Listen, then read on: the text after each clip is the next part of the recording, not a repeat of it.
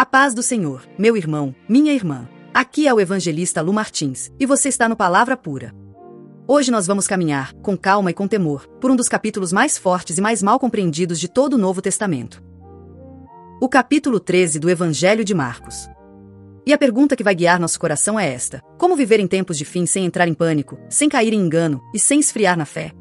Abra, se puder, a sua Bíblia em Marcos 13. Se você está só ouvindo, deixe essa palavra entrar profundamente no seu espírito. O cenário é Jerusalém. Jesus está nos últimos dias antes da cruz. Ele já confrontou os líderes religiosos, já denunciou a hipocrisia, já chorou por Jerusalém.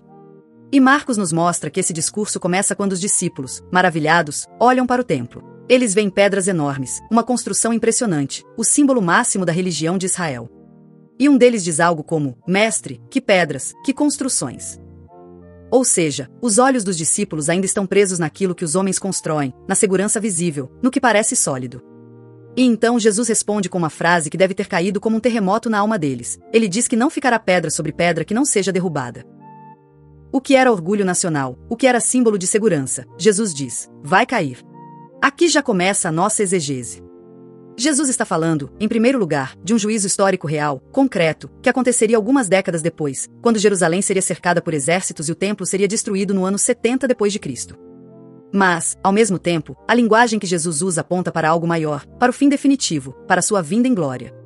É como se ele colocasse numa mesma paisagem um monte mais perto, que é a destruição de Jerusalém, e um monte mais distante, que é o fim da era.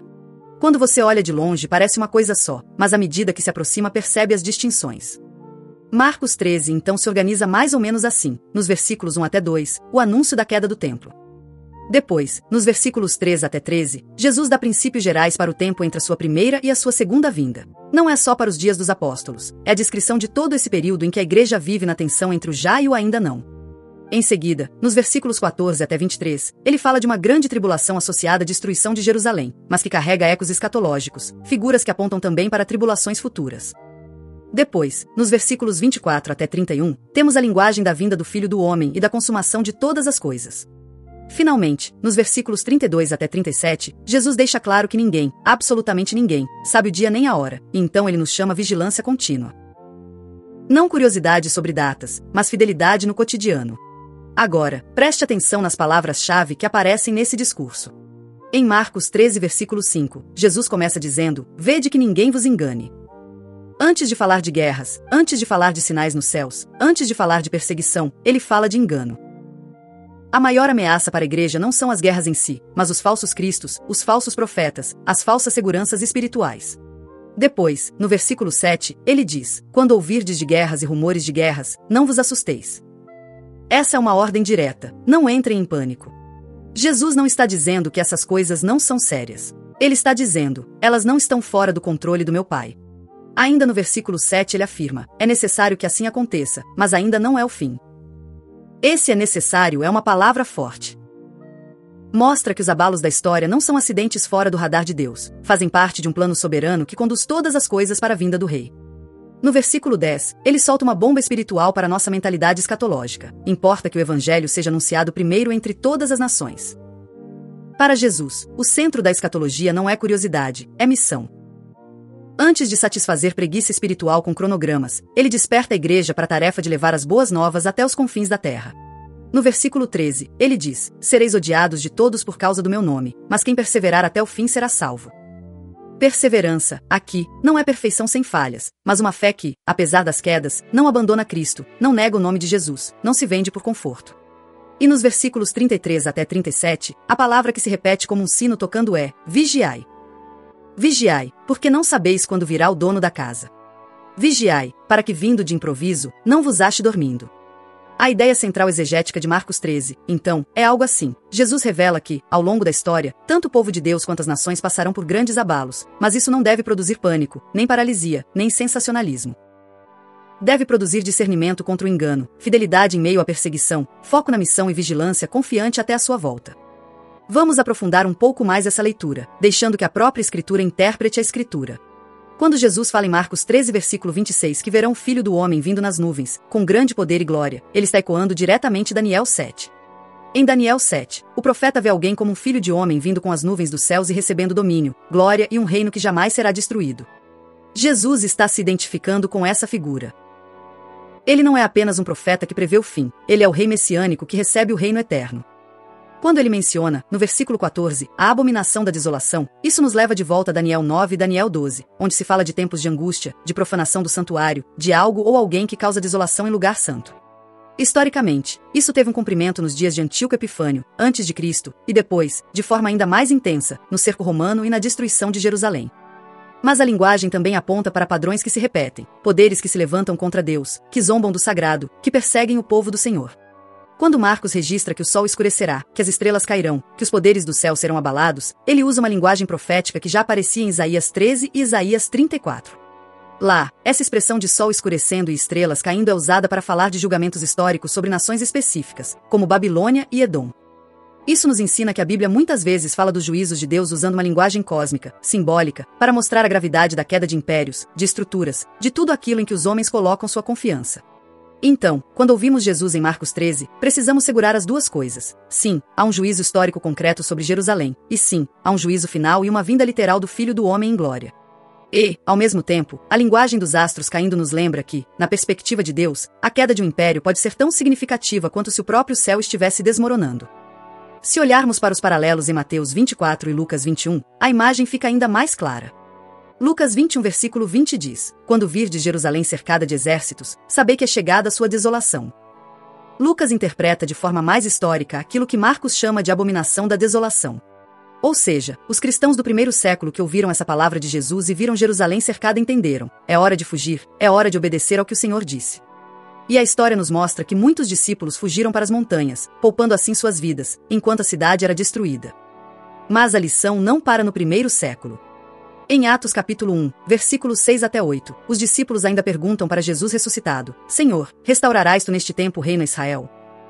Eles ainda estavam preocupados com o cronograma, com quando. E Jesus responde algo que ecoa Marcos 13. Não vos compete saber tempos ou épocas que o Pai reservou para sua exclusiva autoridade, mas recebereis poder ao descer sobre vós o Espírito Santo, e sereis minhas testemunhas. De novo, em vez de nutrir curiosidade sobre datas, ele direciona para a missão com poder. Quando avançamos para as cartas apostólicas, vemos a mesma ênfase. Primeira carta aos Tessalonicenses capítulo 5, versículos 1 até 11, Paulo diz que o dia do Senhor virá como ladrão de noite. E a aplicação que ele faz não é: então vamos tentar descobrir a data, mas não durmamos, pois, como os demais, mas vigiemos e sejamos sóbrios. Segunda carta aos Tessalonicenses capítulo 2, versículos 1 até 3, Paulo precisa corrigir irmãos que estavam apavorados, achando que o dia do Senhor já tinha chegado. Ele diz: ninguém de modo algum vos engane. De novo, a preocupação não é só com perseguição, é com engano, com alarmismo, com mensagens que tiram a paz do coração dos crentes. Segunda carta de Pedro capítulo 3, versículos 8 até 13, fala que o Senhor não retarda sua promessa como alguns a julgam demorada, mas é longânimo, não querendo que alguns se percam, senão que todos cheguem ao arrependimento. A demora aparente é, na verdade, paciência divina. E Pedro conclui dizendo que, aguardando novos céus e nova terra onde habita a justiça, devemos viver em santa conduta e piedade. Não é ficar fazendo cálculos, é viver em santidade. Em Apocalipse 13 e 14, vemos uma visão de poderes opressores, a famosa besta, o falso profeta, toda uma estrutura anticristã perseguindo os santos. E o refrão que aparece ali é: aqui está a perseverança dos santos, os que guardam os mandamentos de Deus e a fé em Jesus. No meio de todo o sensacionalismo que as pessoas fazem com esses textos, a mensagem simples permanece: perseverem na fé, guardem os mandamentos, não adorem a besta, não se prostrem diante de falsos deuses, não negociem a fidelidade. Se juntarmos tudo isso, vemos uma síntese canônica. A Bíblia inteira mostra que Deus governa a história, inclusive as quedas de impérios, as mudanças políticas, as crises econômicas. O povo de Deus, em todas as eras, é chamado a discernir espíritos, a rejeitar falsos salvadores, a suportar tribulação e a manter o testemunho de Jesus. A escatologia bíblica não vem para encher a nossa cabeça de curiosidade, mas para fortalecer as nossas mãos para o serviço e o nosso coração para a perseverança. Agora, meu irmão, minha irmã, vamos trazer essa palavra para o chão da nossa vida aqui no Brasil, nesse tempo em que tantas vozes falam em fim do mundo, em colapso, em crise final. Talvez você me ouça agora com o coração apertado.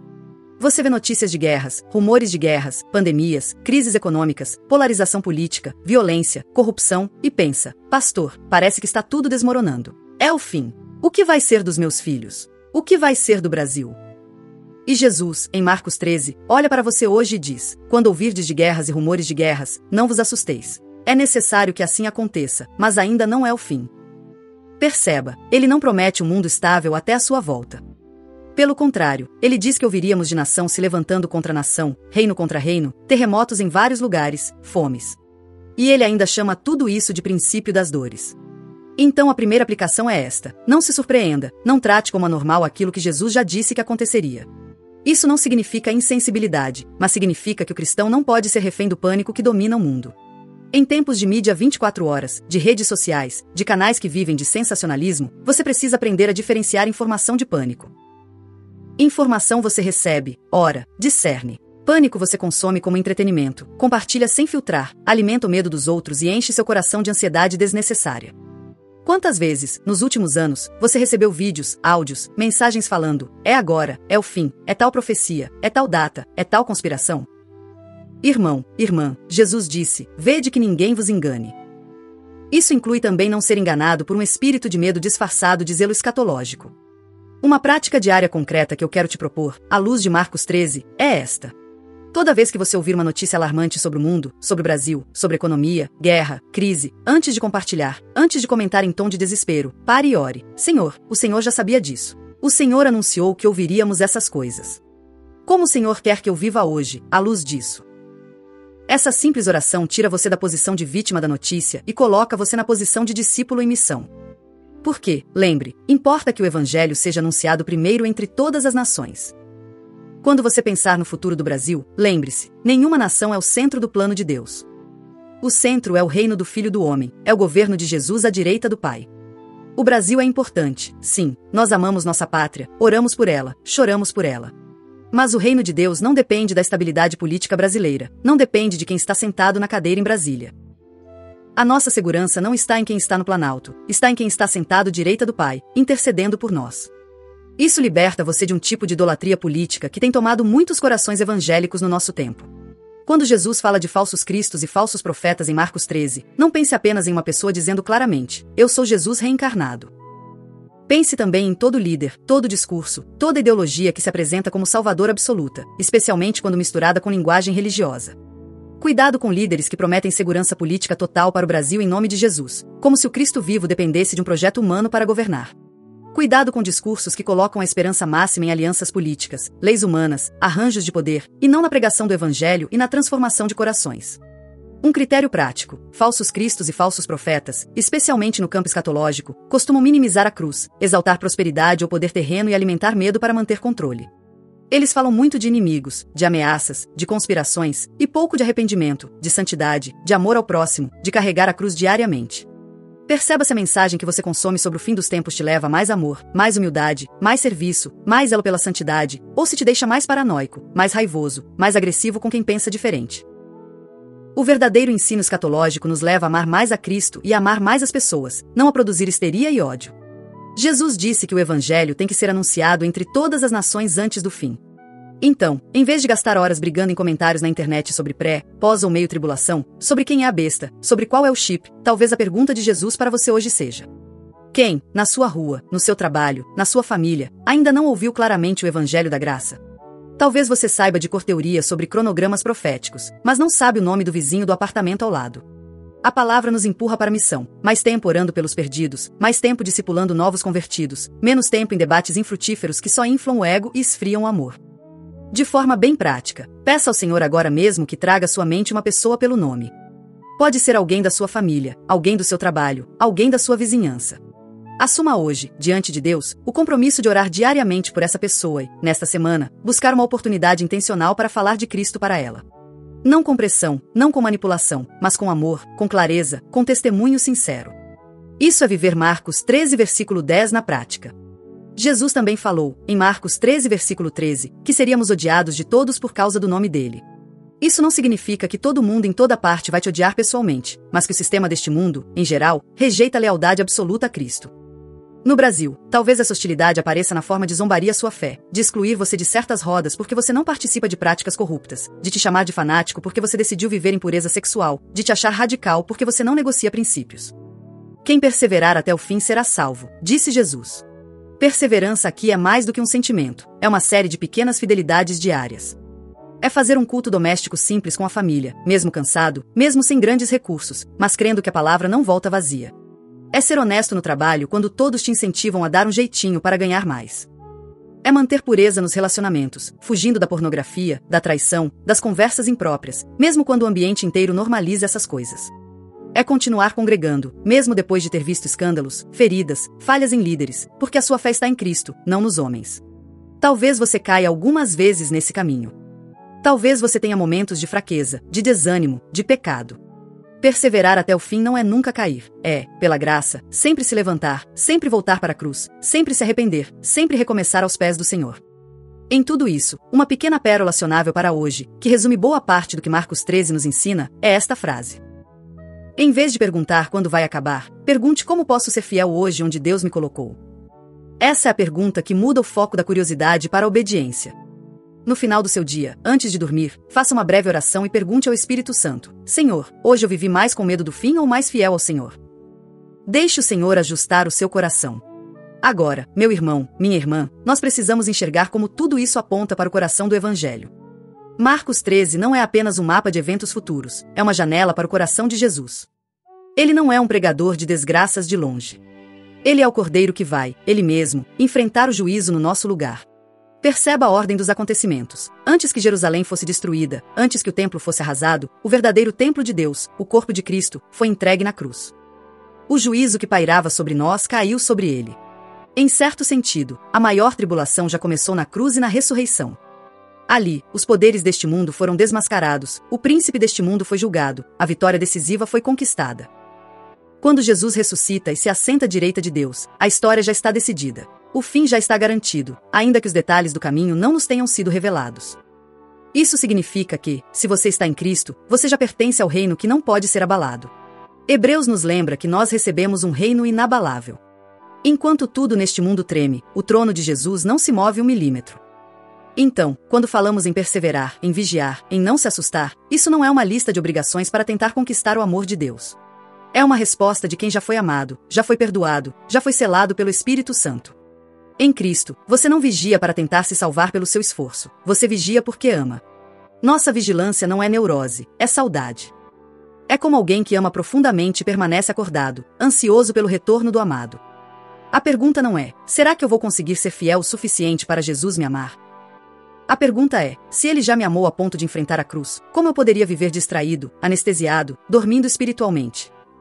Por isso, hoje, o Espírito Santo te convida a uma resposta. Talvez você precise confessar que tem deixado o medo do futuro, o medo do fim, dominar mais o seu coração do que a esperança em Cristo. Talvez você tenha alimentado a sua mente com previsões sensacionalistas, com teorias de conspiração, com mensagens que mais geram ansiedade do que arrependimento. Talvez você tenha transferido para líderes humanos, para projetos políticos, para estruturas deste mundo, uma confiança que deveria estar somente em Jesus. Hoje é dia de entregar esses medos ao Senhor. É dia de reconhecer que, muitas vezes, a ansiedade ocupou o lugar da confiança.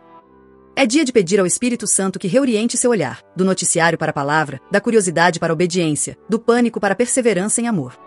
Eu quero caminhar com você agora na conclusão, costurando tudo isso que vimos. Primeiro, a verdade central do texto. Marcos 13 nos mostra que, sim, a história será marcada por abalos profundos, por crises, por perseguições e enganos, mas o discípulo de Jesus é chamado a não viver em pânico, e sim em discernimento, fidelidade, foco na missão e vigilância confiante, porque o fim está nas mãos do Filho do Homem. Segundo, a pérola do dia, aquela frase simples e prática, para você guardar e viver hoje. Em vez de perguntar quando vai acabar, pergunte como posso ser fiel hoje onde Deus me colocou. Aplique isso hoje. Quando surgir uma conversa sobre fim do mundo, sobre crise total, em vez de apenas debater, testemunhe. Eu creio que Jesus governa a história, e minha preocupação principal é ser fiel a Ele hoje. Terceiro, um vislumbre da graça. Toda essa chamada vigilância, a perseverança, a coragem, só faz sentido porque Jesus já enfrentou o juízo no nosso lugar. O Filho do Homem que virá nas nuvens com poder e glória é o mesmo que foi suspenso na cruz em vergonha e dor. Ele já venceu a morte, já derrotou o inferno, já quebrou as algemas do pecado. Por isso, a escatologia cristã é, em última análise, uma boa notícia. O Rei que vem é o mesmo Salvador que já nos amou até o fim. O fim da história não é terror para quem está em Cristo, é reencontro, é coroação de uma obra já consumada. Por fim, eu quero fazer uma chamada à oração e te convidar a orar comigo agora, onde você estiver. Se você puder, feche seus olhos, incline sua cabeça, mas, mais importante do que a postura do corpo, entregue o seu coração. Vamos orar. Senhor Jesus, nós reconhecemos que o Senhor é o Senhor da história. Nada foge ao teu controle. Quando ouvimos sobre guerras, crises, doenças e abalos, queremos lembrar que o Senhor já nos avisou, e que o Senhor continua sentado no trono. Perdoa-nos, Senhor, quando temos corrido mais atrás de previsões, de sensacionalismo, de teorias assustadoras, do que atrás da tua palavra pura e simples. Perdoa-nos quando alimentamos o pânico, quando compartilhamos mensagens sem discernimento, quando deixamos o medo governar nossas conversas e nossas decisões. Hoje nós te entregamos o futuro do mundo, o futuro do Brasil, o futuro da nossa casa. Declaramos que a nossa confiança não está em homens, não está em sistemas, não está em governos, mas somente em ti, Cordeiro de Deus. Espírito Santo, enche o nosso coração de confiança, de coragem e de vigilância amorosa. Desperta em nós saudade da tua vinda, não medo. Ensina-nos a vigiar não como quem está desesperado, mas como quem anseia pela chegada do amado. Faz de nós, no Brasil, sinais vivos do teu reino, pessoas que, mesmo em meio às crises, permanecem firmes, amando, servindo, pregando o evangelho, vivendo em santidade. Que, quando o Senhor vier, nos encontre em fidelidade, e não em pânico, em missão e não em distração. Nós oramos assim, confiando no teu sangue, na tua cruz e na tua ressurreição. Em teu nome, Jesus. Amém. Meu irmão, minha irmã, enquanto o mundo fala em fim, Jesus fala em fidelidade. Esse é o chamado de Marcos 13 para mim e para você hoje. Eu quero te desafiar, nesta semana, a pegar sua Bíblia e ler com calma todo o capítulo 13 de Marcos. Leia devagar, talvez um trecho por dia. E, a cada ordem que Jesus der ali, não vos assusteis, vede que ninguém vos engane, vigiai, perseverai, escreva num papel ou num caderno, como isso se aplica à minha rotina hoje. E então faça uma ação concreta, mesmo pequena, em resposta. Se ele diz não vos assusteis, talvez a sua resposta concreta seja desligar um pouco a enxurrada de notícias sensacionalistas e abrir mais a Bíblia. Se ele diz vede que ninguém vos engane, talvez a sua ação seja avaliar os conteúdos que você tem consumido, as pessoas que você tem ouvido, e decidir se afastar do que promove medo e confusão. Se ele diz vigiai, talvez a sua decisão prática seja voltar a ter um tempo diário de oração e leitura da palavra, mesmo que curto, mas constante. A palavra de Deus não foi dada para satisfazer curiosidade, mas para transformar vidas. Que o Espírito Santo grave em você, hoje, que o mesmo Jesus que profetizou a queda do templo é o Jesus que morreu e ressuscitou por você, e que voltará em glória para buscar um povo seu, zeloso de boas obras. Até lá, vivamos não como quem corre assustado pelos corredores da história, mas como quem caminha firme, olhos no Rei, mãos no arado, coração em missão. Que o Senhor te abençoe, te guarde, te fortaleça e te faça permanecer em fidelidade até o fim. Em nome de Jesus. Amém.